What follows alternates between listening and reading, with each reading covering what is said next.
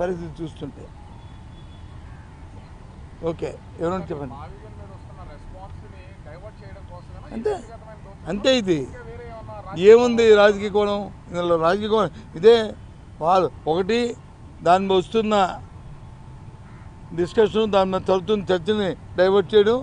రెండోది వచ్చి వ్యక్తిగతంగా చావుకుబారు విమర్శలు చేసి ఎదుటివారిని వచ్చి విమర్శలు చేసి వాళ్ళని వచ్చి అవమానపరచడం.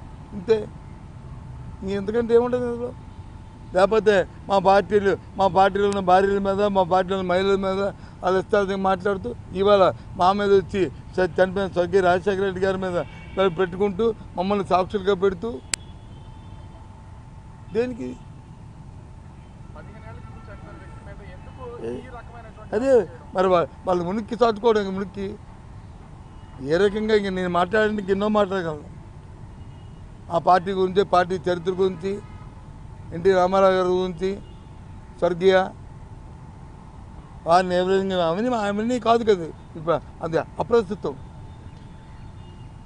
అందుకే మేము గౌరవంగా ఆలోచనతో ఉన్నాం. అది కరెక్ట్ కాదు.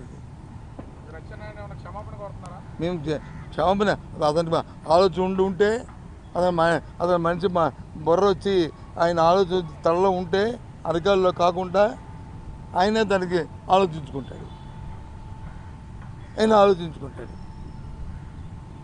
ఆయన మాట్లాడిన మాటకి, ఆ రాజకీయ పార్టీలని ఈయన మాట్లాడిన మాటకి మేమేమి వ్యక్తిగతంగా రాజకీయంగా ఆలోచన చేస్తూ మాట్లాడాం.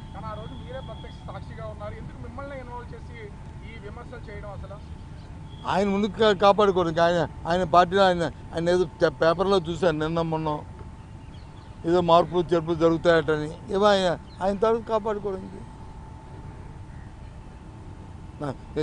వ్యక్తిగతంగా నన్ను ఏమన్నా పర్వాలే.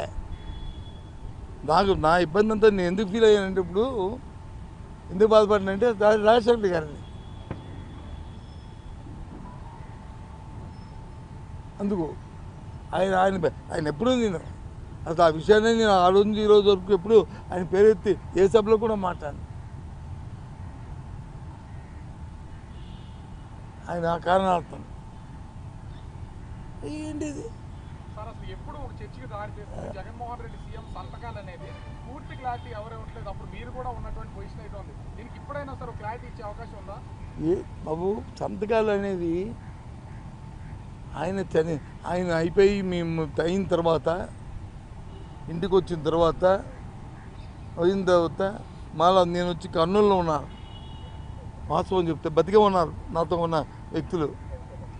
ఒకరు రఘువీరారెడ్డి గారు, ఇప్పుడు ఈరోజు పిసిసి